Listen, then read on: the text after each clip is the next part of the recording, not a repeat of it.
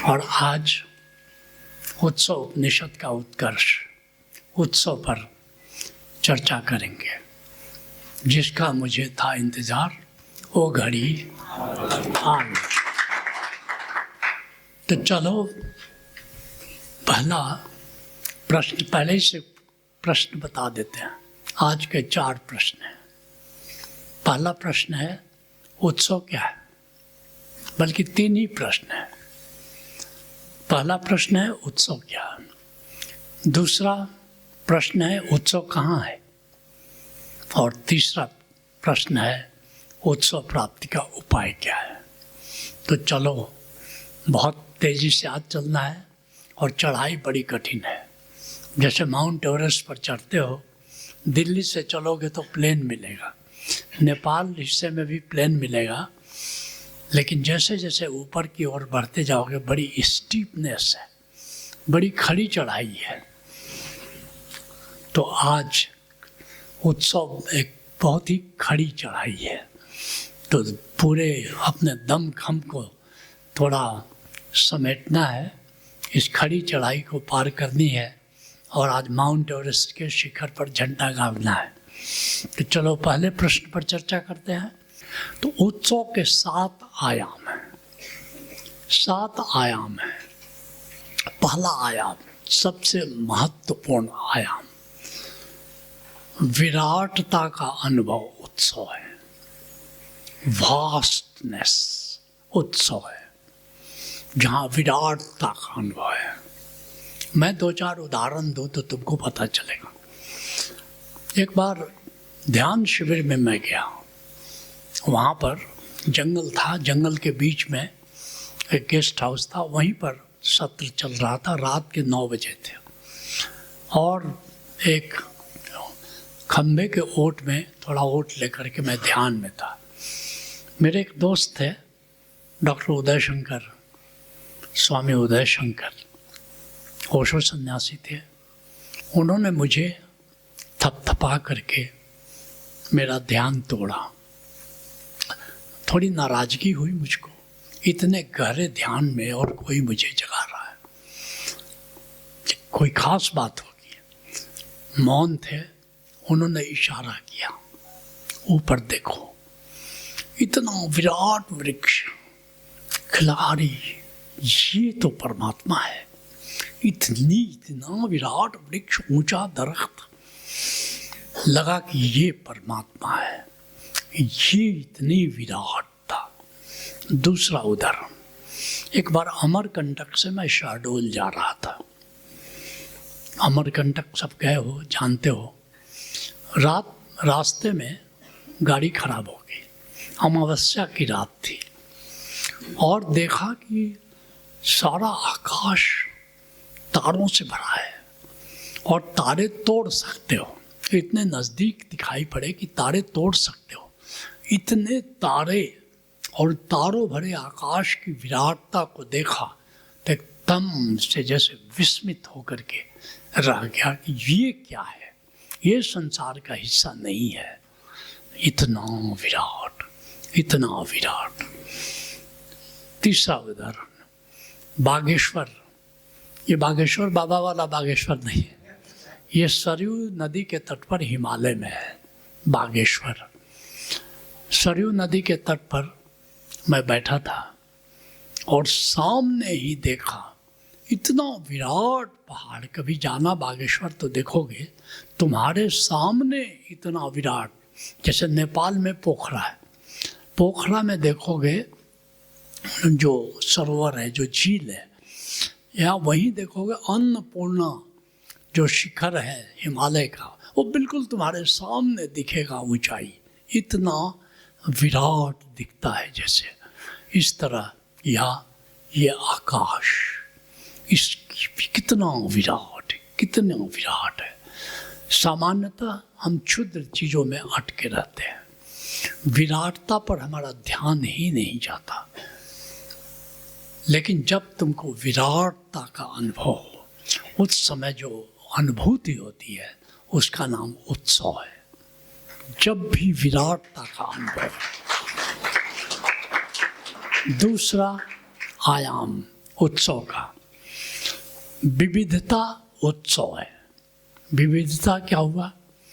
तरह तरह की विविध प्रकार की चीज़ें एक साथ मिल जाए, एक साथ, जिसको कहते हैं मल्टीप्लिसिटी, मल्टीपल हो।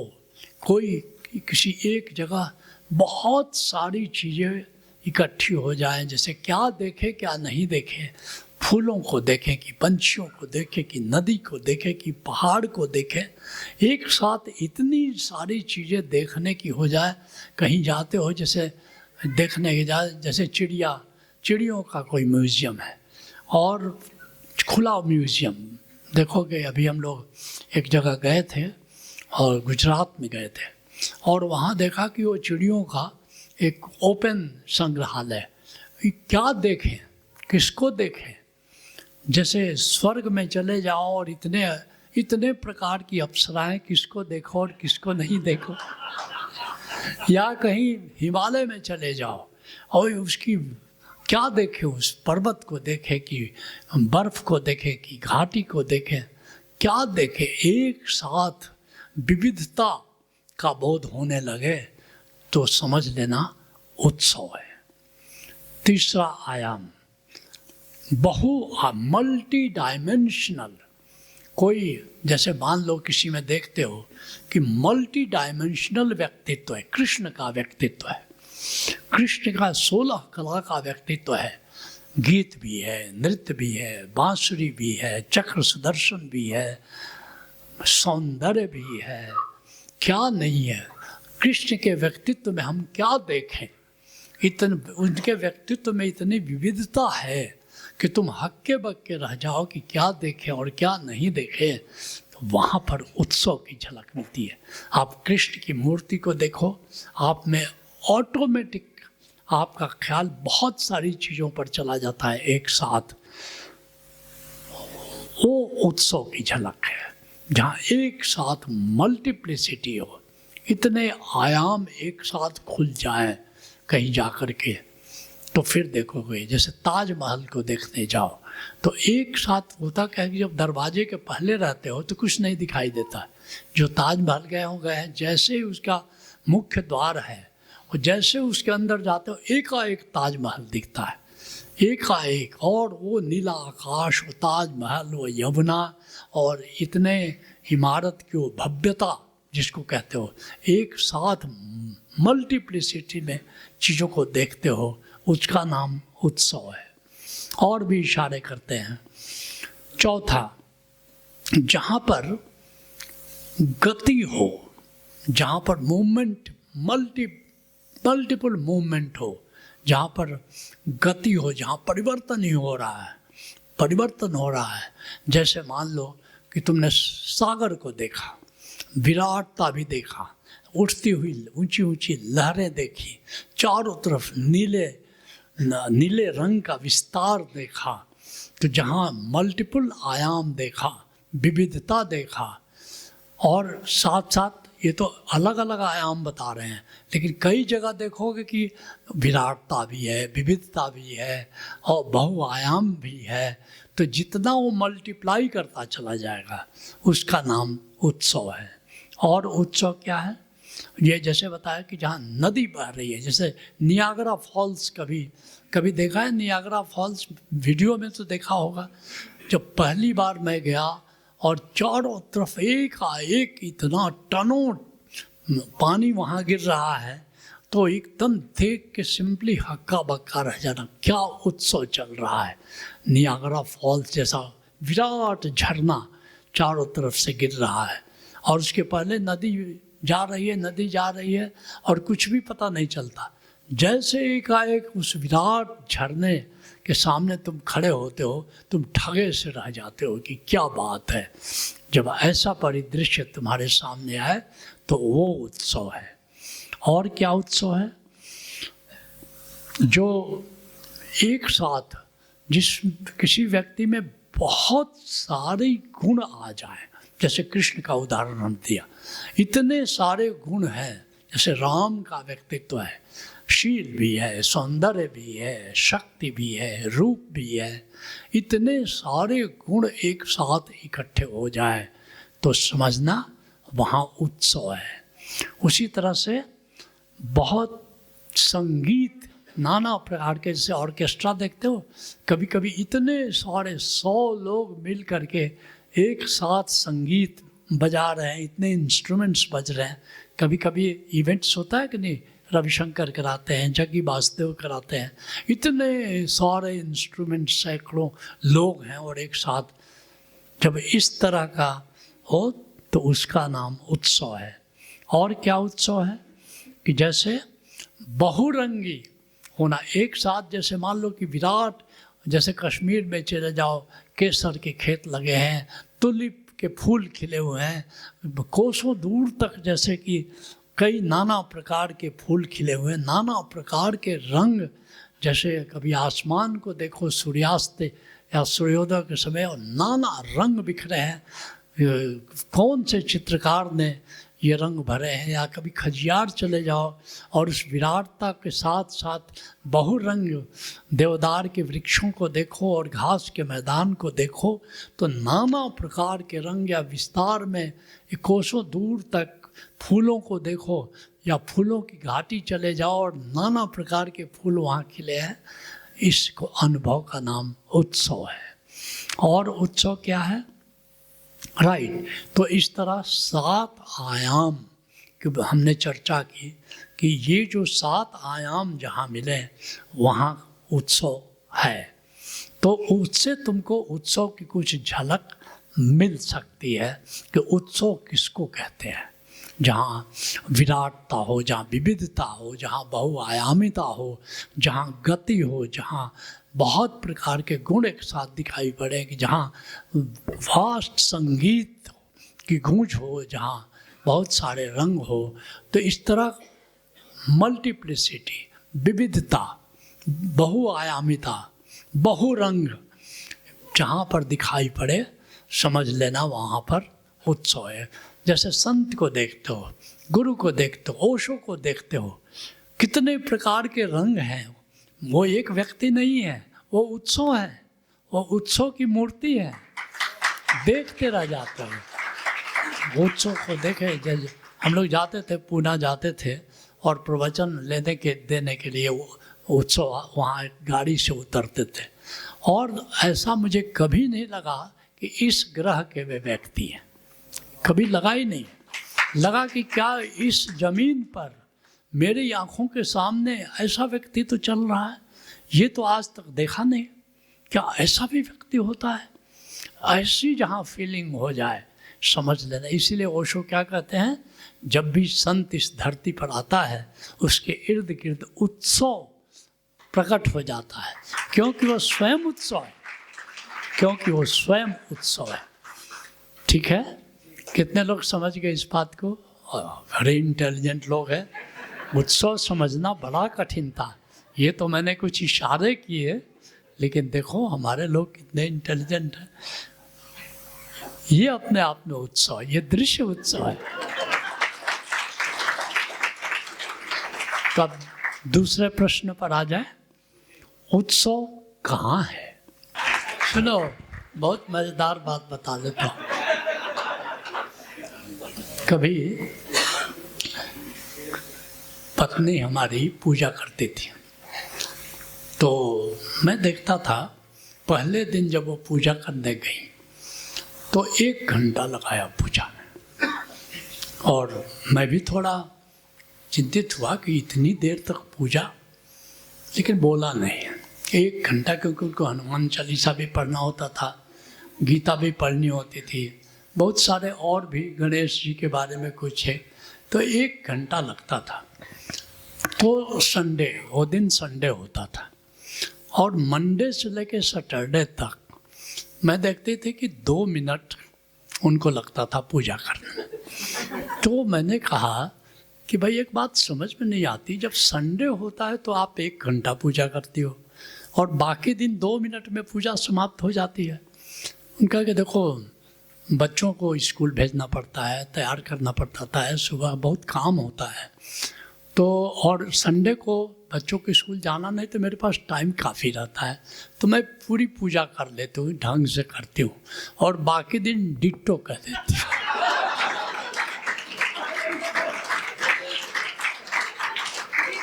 कल जो कहा था वो डिट्टो, ऐसे ये बंदा जो है डिट्टो करना क्या है, डिट्टो कर दिया, जो कहा वो डिट्टो। ये अच्छा तरकीब निकाले हो भाई तुम। राइट, बहुत प्यारी बात कही। प्रकृति में उत्सव है। कहाँ उत्सव है? प्रकृति में उत्सव है। प्रकृति क्या है? ये आकाश की विराटता, ये पर्वत श्रृंखलाएं, ये समंदर, ये नदियाँ, ये खिले हुए फूल, ये गाते हुए उड़ते हुए पंछी, ये उत्सव है, ये उत्सव है। एक जैसे बसंत आता है, कितने प्रकार के फूल, अभी थोड़ा भी पतझड़ चल रहा है, थोड़े दिन के बाद में देखोगे बसंत कैसा होता है। बसंत कवियों ने एक से एक तरह से वर्णन किया है, लेकिन पद्माकर का जो बसंत का वर्णन है वो तो अद्भुत है, अद्भुत है। इतना सुंदर वर्णन है उनका। कहते हैं, कूलन में, केली में, कछारन में, कुंजन में, क्यारिन में, कलित कलील किलकंत है।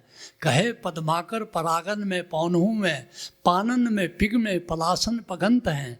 द्वार में, दिशान में, दुनि देश देशन में, देखो दीप दीपन में, दीपक दिगंत है। बीथिन में, ब्रज में, नवेलिन में, बेलिन में, बनन में, बागन में, बगरो बसंत है। मतलब चारों तरफ कहाँ बसंत नहीं है, चारों तरफ बसंत है। ये उत्सव है। इसलिए प्रकृति में जितना उत्सव का बोध होता है, चाहे पहाड़ की, हिमालय की विराटता को देखो, या समंदर को देखो, पंछियों को देखो, ये सूरज की लालिमा को देखो, उत्सव तो छाया हुआ है। बाकी चीज़ के दर्शन के लिए तो थोड़ा तुमको तकलीफ करना पड़ेगा, थोड़ा खोजना पड़ेगा। आनंद के लिए भी खोज जरूरी है, उत्सव के लिए खोज की कोई ज़रूरत नहीं है, क्योंकि सारी सृष्टि उत्सव पर आधारित है। तुम ऐसी किसी जगह आँख नहीं घुमा सकते जहाँ पर उत्सव नहीं है। कहीं भी देखोगे उत्सव ही उत्सव है। वो हमारी संवेदना कम हो गई है, हम अभी उत्सव पर ध्यान नहीं दे रहे हैं, क्षुद्र चीज़ों में हमारा ध्यान जाता है। तो उत्सव कहाँ है? उत्सव प्रकृति में है। लेकिन ये आधा जवाब हुआ। दूसरा पक्ष बताओ, अब उत्सव और कहाँ है? परमात्मा में उत्सव है। तुम सब ने बहुत बार मेरे मुख से सुना होगा, खासकर चरवेती के लोगों ने तो सुना होगा कि ये सारा जो गगन है ये चैतन्य है, इसमें असंख्य ग्रह, तारे, नक्षत्र सब विद्यमान है। कितना विराट है। क्या परमात्मा से विराट कोई हो सकता है? कुछ भी नहीं हो सकता। कितने तारे, कितने नक्षत्र, कितने शतकोटि विष्णु ब्रह्मा महेश, शतकोटि जिष्णु जलपति धनेश। कह रहे हैं ना, दिनकर कह रहे हैं कि कितने विष्णु हैं, कितने ब्रह्मा हैं और कितनी पृथ्वियां हैं। 50,000 से ज़्यादा तो वैज्ञानिकों ने जाना है कि इतनी पृथ्वियां हैं, मतलब जहाँ जीवन है। और कितने ग्रह, कितने नक्षत्र, कितना सब कुछ। तो ये जो परमात्मा है, यहाँ उत्सव है और इसमें सब गुण है। जो 7 आयाम उत्सव के बताए वे सातों परमात्मा में विद्यमान है, सातों परमात्मा में विद्यमान है। तो परमात्मा में उत्सव है। इतने ग्रह, इतने नक्षत्र, इतने तारे, इतने जीव, इतने जंतु, क्या विविधता है। ये समुद्र में भी आदमी, जितना धरती पर जितने प्रकार के जीव हैं उससे कई गुना जीव उतने प्रकार के तो समंदर में है। इतनी विविधता, इतना विराटता, इतना रंग, एक से एक रंग, पंछियों के एक से एक रंग, मछलियों को जैसे नक्काशी के एक से एक रंग, नाना प्रकार की पत्तियां हैं, नाना प्रकार के फूल हैं। तो और सब परमात्मा के भीतर मौजूद है, सब परमात्मा का, सब में परमात्मा बैठा है और सब परमात्मा के भीतर बैठे हैं। परमात्मा से उत्सव का स्थान और कौन अधिक हो सकता है? तो परमात्मा में उत्सव है। तब अंतिम प्रश्न पर आ जाए इतना कितने लोग समझ गए? 3, हाँ 2 प्रश्न, वेरी गुड, ब्यूटीफुल। अंतिम प्रश्न, उत्सव कैसे प्राप्त करें? उत्सव कैसे प्राप्त करें? कैसे उत्सव में जिए? रात दिन उत्सव में कैसे जिए? विराट के साथ एक हो जाना उत्सव है। जहाँ जहाँ विराटता है, कहाँ विराटता है? आकाश में विराटता है। कहाँ विराटता है? ब्रह्म में विराटता है। कहाँ विराटता है? ऊंचा पर्वत, ऊंचे पर्वत श्रृंखलाओं में विराटता है। समंदर में विराटता है। तो जहाँ जहाँ विराटता देखो उसके साथ जुड़ो, उसके साथ जुड़ जाओ। अपने आनंद को उत्सव से जोड़ दो। जहाँ पर विराटता है अपने आनंद को वहाँ से जोड़ दो और स्वयं को मिटा दो उसमें। तो उससे मिलन, उससे जुड़ना, जैसा जिससे तुम जुड़ते हो वैसा हो जाते हो। नदी क्या करती है? नदी जाती है, वेग से समंदर में प्रवेश करती है। जैसे ही समंदर में प्रवेश करती है, नदी मिट जाती है, सागर ही रह जाता है। रह जाता है कि नहीं?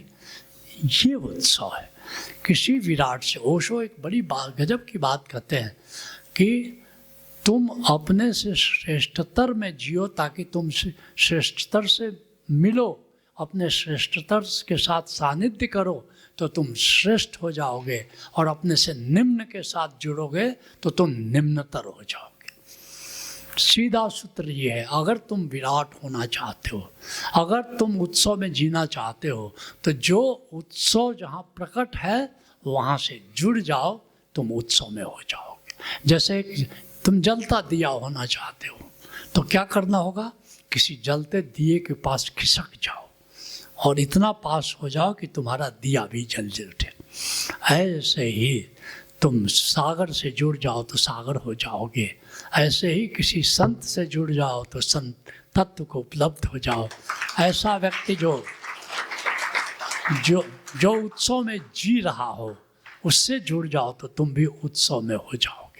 तो विराटता से जुड़ो, जहाँ भी विराटता प्रकट है उस विराटता से तुम जुड़ जाओ। और ब्रह्म से विराट कौन हो सकता है?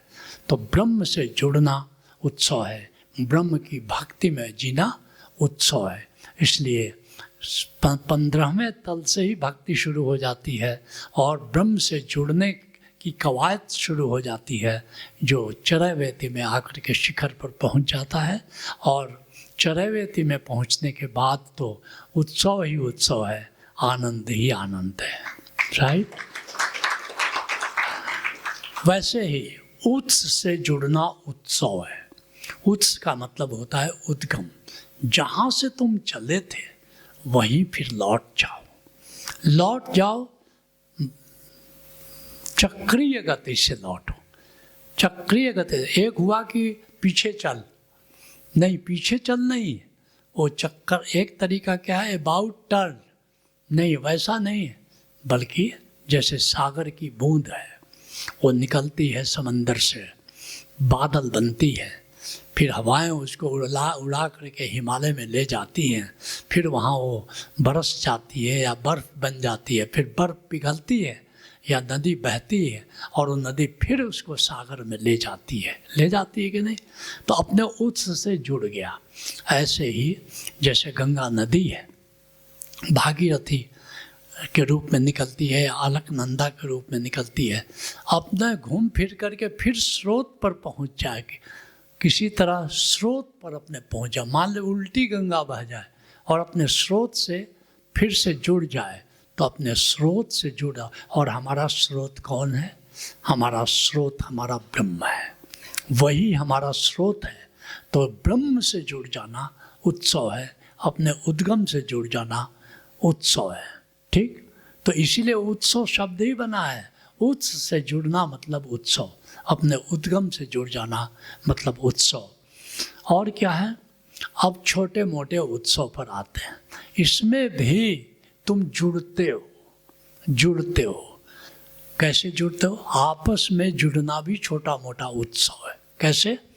तुम जन्मदिन मनाते हो, जन्मदिन के बहाने हम प्रभु को धन्यवाद देते हैं, प्रभु को याद करते हैं, उसको धन्यवाद देते हैं कि तुमने ज़िंदगी दी। और धन्यवाद की और भाव की इस प्रक्रिया में तुम उत्स से जुड़ जाते हो, फिर से ब्रह्म से जुड़ते हो। किसी बहाने तुम उत्स को याद कर लेते हो, किसी बहाने तुम ब्रह्म को याद कर लेते हो। ये जन्मदिन मामूली नहीं है, ये इस रूप में तुम ब्रह्म से जुड़ते हो। यही नहीं, जन्मदिन के बहाने इतने लोगों को बुलाते हो अपने घर पर और इतने लोगों के साथ जुड़ते हो। तुम पहले अकेले थे, तुम उत्सव में नहीं थे, लेकिन जब एक समूह आ जाता है जिसके साथ तुम जुड़ जाते हो तो वहाँ उत्सव मनना शुरू हो जाता है। ऐसे कोई पर्व हो, त्यौहार हो, कोई सांस्कृतिक अवसर हो। अब कुंभ में लोग इतने कुंभ इसमें जाने के लिए क्यों उत्सुक है? एक विराटता का बोध है। इतने उस विराट से जो कुंभ में करोड़ों व्यक्ति वहाँ जा रहे हैं और केवल कुंभ स्नान करने नहीं जा रहे हो, एक इसलिए मेला का आकर्षण है।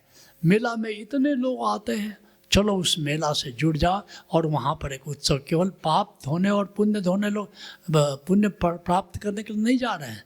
भगवान राम कौन सा पाप किए थे? क्या उनको कौन से पुण्य की?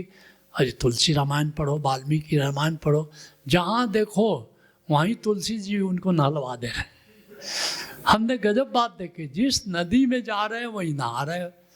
कि नहाने का वर्णन तुलसीदास जी ने इतनी जगह किया है कि हतप्रभ हो जाओगे। क्यों? उस नदी से जुड़ करके तुम उत्सव में चले जाते हो। नदी में जब स्नान करते हो, कुएं में स्नान करते हो तो कुएं से जुड़ते हो, कितना उत्सव होगा। नल से स्नान करते हो, नल के पानी में कितना उत्सव हो सकता है। लेकिन जब नदी में नहाते हो, यहाँ कितना मन करता है रावी नदी में जाके नहाए। हम लोग मना करते हैं कि नहाना तो ठीक है, बहना ठीक नहीं, लेकिन मन तो करता है, मन करता है। ऐसे समंदर में जाओ, ऐसा लगता है लहरें खींच रही है, मन करता है, क्योंकि समंदर में नहा करके तुम समंदर से जुड़ जाते हो। तो ऐसे ही किसी विराट समूह से जुड़ जाना, किसी विराट प्रकृति के तत्व से जुड़ जाना, ये उत्सव है। और क्या उत्सव है? सांस सांस में सुमिरन करो, ऐसा हमारे गुरु साहिबान कहते हैं। सांस सांस सुमिरो गोविंद। और जितनी सांसें तुम गोविंद के सुमिरन में रहते हो, उतनी देर तुम उत्सव में रहते हो। इसलिए हमारे गुरु साहिबानों ने कहा, हमारे संतों ने कहा कि सांस सांस सुमिरो गोविंद। और इस तरह से तुम हर क्षण हर सांस एक उत्सव में रहते हो। और क्या हो सकता है? जैसे सब मिल करके कीर्तन करते हो, मिल करके गीत गाते। अकेले गीत गाओ तो आनंद है, याद रखना, लेकिन समूह में आकर के जब गीत गाते हो, कीर्तन करते हो, तो उसका नाम कीर्तन, उसका नाम उत्सव है। भजन और कीर्तन में यही अंतर है। भजन जब अकेले गाओ या अकेले किसी को गाते हुए सुनो तो उसका नाम आनंद है। लेकिन जब समूह में नाचते हो, समूह में गाते हो, उसका नाम उत्सव है। क्योंकि एक विराट के साथ, माना कि वो विराट परमात्मा की तरह नहीं है, आकाश या समंदर की तरह नहीं है, फिर भी जब तुम अकेले हो, उससे तो ज़्यादा विराटता है ना। कंपैरेटिवली तो विराटता के साथ तुम जुड़ ही रहे हो। तो संस्कृति से जुड़ करके, पर्व त्यौहार से जुड़ करके, जैसे मेला से जुड़ के, कुंभ से जुड़ करके, और इस तरह बन। इसलिए हाँ, थोड़ा अवॉइड करो, भीड़ में जाने की ज़रूरत नहीं है।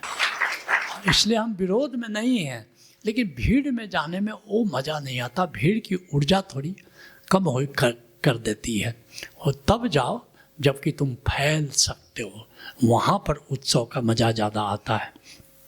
उसी तरह कुछ मित्रों ने कहा, आनंद का अतिरेक उत्सव है। इतने आनंद से लबालब भर जाओ कि ओवरफ्लोइंग होने लगे।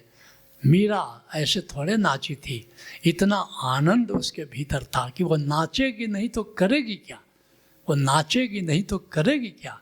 जो आनंद से भरा व्यक्ति है वो नृत्य ही के रूप में वो जो अपने आनंद को व्यक्त कर सकता है।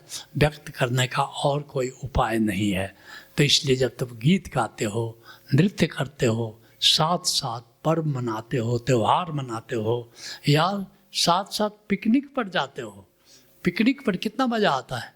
अकेले जाओ कहीं पर पिकनिक में, अकेले अपना डब्बा निकालो और खाना खाओ, मज़ा आएगा। इतने लोग पिकनिक में गए, वहाँ खाना पक रहा है, वो देखना, घर में भी खाना पकता है लेकिन उसको देखने पर उतना मज़ा नहीं आता है जितना पिकनिक में जा कर के सामान्य चूल्हे पर ईंट लगा करके जो खाना पक रहा है उसको इतने लोग, इतनी आंखें देख रही हैं और कितना उत्सव आ जाता है। इसलिए यशोधरा में कितना जोर देते हो कि बीच बीच में पिकनिक पर जाओ। लेकिन मैं देखता हूँ केवल जम्मू के लोग पिकनिक पर जाते हैं, बाकी लोग जा ही नहीं रहे, या जाते भी हैं तो कभी कभार जाते हैं। नहीं, सबको जाना चाहिए। शिवम जी से प्रेरणा लो। किधर है शिवम जी? राइट, इनसे प्रेरणा लो। जम्मू और राजौरी के लोग करीब करीब हर महीने या 2 महीने या 3 महीने पर पिकनिक पर ज़रूर आते हैं। इसलिए जम्मू के लोग, राजौरी के लोग कितने खुश देखते हैं, बड़े मुस्कुराते हुए दिखाई देते हैं। तो सबको पिकनिक पर जाना चाहिए। और जैसा मैंने बताया कि सबसे ज़्यादा जो उत्सव है वो ब्रह्म के साथ एक होने में है, सुमिरन में है, सुरति में है, होश में है। जब चरैवेती में आओगे तब जानोगे कि असली उत्सव क्या होता है और असली उत्सव में कैसे रहना है।